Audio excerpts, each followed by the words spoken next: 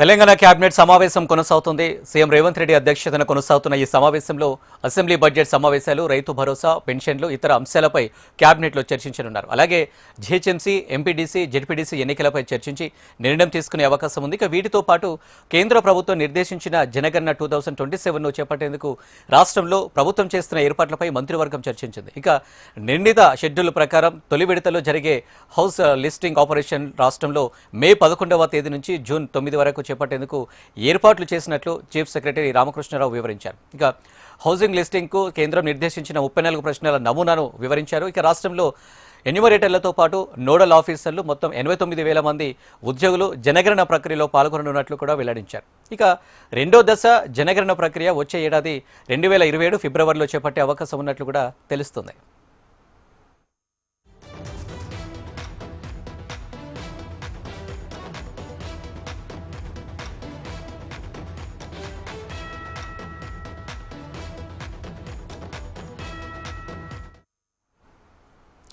భేటీకి సంబంధించి మరిన్ని డీటెయిల్స్ మా రీజనల్ కోఆర్డినేటర్ అశోక్ లైవ్లో అందించడానికి సిద్ధంగా ఉన్నారు. అశోక్, ఇంకా ఎంతసేపు భేటీ కొనసాగే అవకాశం ఉంది? ముఖ్యంగా ఎలాంటి చర్చలపై చర్చిస్తున్నారు? అనిల్, కీలకమైనటువంటి అంశాలపైన తెలంగాణ కేబినెట్ సమావేశం కొనసాగుతుంది. సచివాలయంలో సీఎం రేవంత్ రెడ్డి అధ్యక్షతన 4 గంటలకు ప్రారంభమైనటువంటి ఈ కేబినెట్ సమావేశం ఇంకా కొనసాగుతుంది. దాదాపు 2 గంటలకు కూడా సమావేశం కొనసాగుతుంది. మొదటగా అయితే కేంద్ర ప్రభుత్వం ప్రతిష్టాత్మక చేపట్టినటువంటి జనగణన సంబంధించిన అంశంపైన కూడా సిఎస్ రామకృష్ణారావు కేబినెట్ ముందు ఉంచడం జరిగింది. దీనిపైన సుదీర్ఘమైనటువంటి చర్చ జరిగింది. దీనికి గాను కేబినెట్ కూడా ఆమోదం తెలిపింది. ఏదైతే తెలంగాణ రాష్ట్రంలో సెన్సెస్ సంబంధించి చేపట్టేందుకు కేబినెట్ అప్రూవల్ తెలిపింది.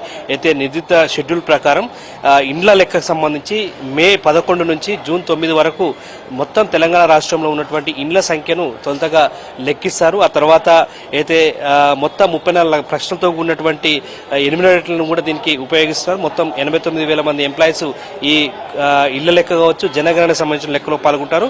రెండో దశ జనగణన మొదటిసారి అయితేనేమో ఇండ్ల లెక్క లెక్కిస్తారు. తర్వాత రెండో దశ జనగణన సంబంధించి అయితే వచ్చే ఏడాది ఫిబ్రవరిలో చేపట్టేందుకు ప్రభుత్వం గ్రీన్ సిగ్నల్ ఇచ్చింది. దీనికి సంబంధించి ఏర్పాటు చేసుకోవాల్సింది కూడా ప్రభుత్వం ఆదేశించింది. సో సిఎస్ రామకృష్ణారావు కేంద్ర ప్రభుత్వం ఇచ్చినటువంటి గైడ్ లైన్స్ ను కేబినెట్ ముందు ఉంచడం జరిగింది. కేబినెట్ తెలంగాణ సీఎం రేవంత్ రెడ్డి ఆధ్వర్యంలో కేబినెట్ కూడా దీనికి సంబంధించి ఇండ్ల లెక్కింపు కావచ్చు, జనగణన సంబంధించిన లెక్కింపు పైన కూడా తుది నిర్ణయం తీసుకున్నారు. దీంతో పాటు ప్రధానంగా అసెంబ్లీ బడ్జెట్ సమావేశాల నిర్వహణకు సంబంధించి ప్రస్తుతం కేబినెట్ లో చర్చ నడుస్తుంది.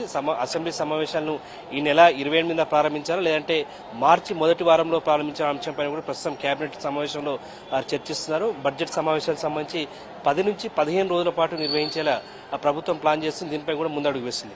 దీంతో పాటు ఇప్పటికే గ్రామ పంచాయతీ ఎన్నికలు, మున్సిపల్ ఎన్నికలు, కార్పొరేషన్ ఎన్నికలను ప్రభుత్వం నిర్వహించింది. దీనికి సంబంధించి ప్రస్తుతం ఎంపీటీసీ, జెడ్పీటీసీ ఎన్నికలకు సంబంధించి కూడా ప్రస్తుతం కేబినెట్లో చర్చ జరుగుతుంది. ఏదైతే ఈ ఎన్నికలకు సంబంధించి డైరెక్ట్ ఎన్నికలు నిర్వహించాలా, గత పద్ధతిలో ఉన్నటువంటి ఎన్నికలు నిర్వహించాలా, లేదంటే కొత్త పద్ధతి ద్వారా సర్పంచ్ నుంచి ఎంపీపీల ద్వారా జిల్లా పరిషత్ చైర్మన్లను నియమించాలన్నటువంటి ఉద్దేశంతో ప్రస్తుతం కేబినెట్లో చర్చ జరుగుతుంది. దీనిపై కూడా క్లారిటీ వచ్చే అవకాశం ఉంది. ఇక మనం చూస్తున్నాం జీహెచ్ఎంసీ సంబంధించి 3 కార్పొరేషన్లుగా ఏర్పాటు జరిగింది. పాతగా ఉన్నటువంటి జీహెచ్ఎంసీ కావచ్చు, అటు సైబరాబాద్ కావచ్చు, ఇటు మల్కాజ్గిరి కావచ్చు. సో ఈ 3 కార్పొరేషన్ సంబంధించి ఉద్యోగుల విభజన కావచ్చు, మొత్తం ఈ ఆఫీస్ సెటప్ కావచ్చు, ఇవన్నిటి కూడా చేపట్టిన తర్వాత జీహెచ్ఎంసీ ఎన్నికలతో పాటు ఖమ్మం, వరంగల్ కార్పొరేషన్ ఎన్నికలు కూడా ఉన్నాయి.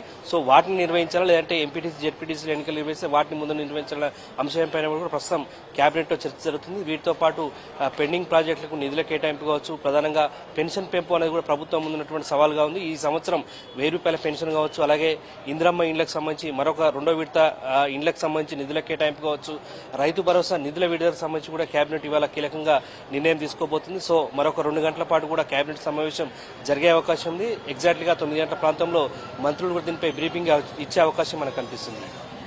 Right, thank you.